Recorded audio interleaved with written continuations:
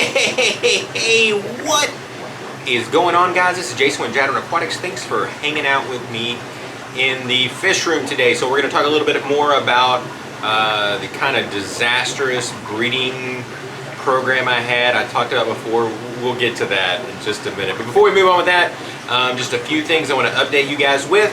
Coming up in August, it will be the next month that we will be shipping out stuff to all of the members. I just want to take a second to thank every single one of you guys that have either become members or are currently members. You guys are absolutely awesome. Really appreciate each and every one of you. And so this time we're going to do sort of the same thing as we did last time. I'm going to let you guys choose what you want. So if you want the channel stickers, you can get the channel stickers. Or if you want to get some of the previous art prints that we've done, or if you want to do the stickers that we did that are for the tank labels. And then this is one that we've done before, but these are one of the art prints. I'll do two new art prints this time. I think I'm probably going to do, I don't have it with me or I'd show you it.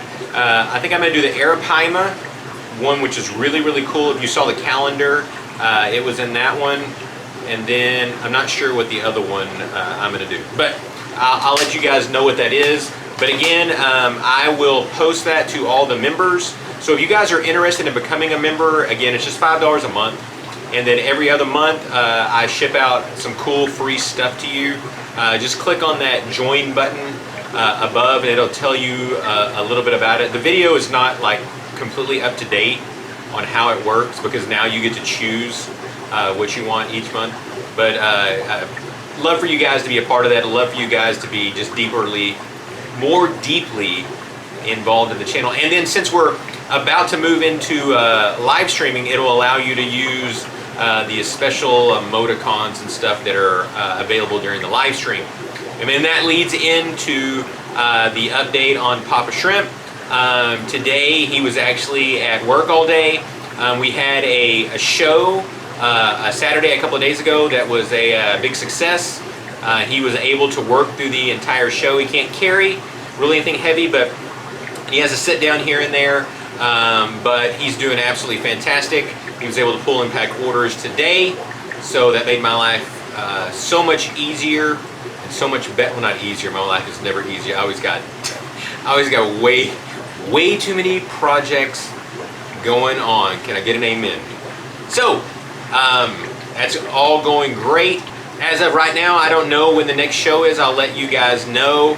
If you guys live anywhere, even if it's like a 2 or 3, 4 hour drive, this is a big show. I mean, it's 5,000 square feet. There is a ton of vendors. There is a lot of fish. So it's something you really would want to come down to. I'd love to see some other groups in some other states and stuff start to pick up and start to do some shows this big. They're just very, very successful. I'd even be willing to drive down and set up at some of these shows. Also, we've got Aquashella Chicago that's coming up. I will not be at that one. I've decided I just don't want to drop that much money to come out there because the one in Dallas will be coming up in October. And in that one, the plan is to actually have a booth. And if the booth goes well enough, Papa Shrimp and I will both be actually flying out to Orlando and Chicago both and setting up actual booths there instead. Kind of a little bit of change of pace. But I like the idea of it because I felt bad because multiple times I've had people that have tried to find me because I wasn't at the YouTube booth at the time and they were never able to find me to talk to me. But if I have my own booth, then I'm right there where you guys can find me at any time. Alright, so let's go ahead and let's move over there so we can tell you guys about this breeding mess. Alright, so if you guys remember, this was the plan. The plan was green water. We were going to take the eggs from all the mops that we had going on. We were then going to take those mops, put them into the water. As you'll see, like here, we had the Australs, we have the garden right here, we had some Madagascar rainbows here, Kamaka rainbows, so on and so forth. We had them going on down here. We had them on the other side of this also. And so I had big plans. I thought this was going to work out great. And the main purpose of using the green water is I was trying to make it a lot easier once the eggs hatched to get the baby's food. Because some of the fish require you to feed them sometimes 3 to 5 times a day when they're fry, or you know, they'll just die. And so I was trying to find an easier way to manage it. And so you can see in here, this is an example, rainbows, turquoise rainbows with a mop in there. And so again, that was the plan, to remove the mops every few days, put them into the green water. They would then hatch, and they would immediately have food to survive on for months and months and months and months. That way I wouldn't have to make brine shrimp or any other type of live foods. All I have to do is keep that green water going at all the time. But that ended up being a problem that I'd never realized. The reason I'd ever started a green water, and so let me tell you guys basically the way that I would start green water.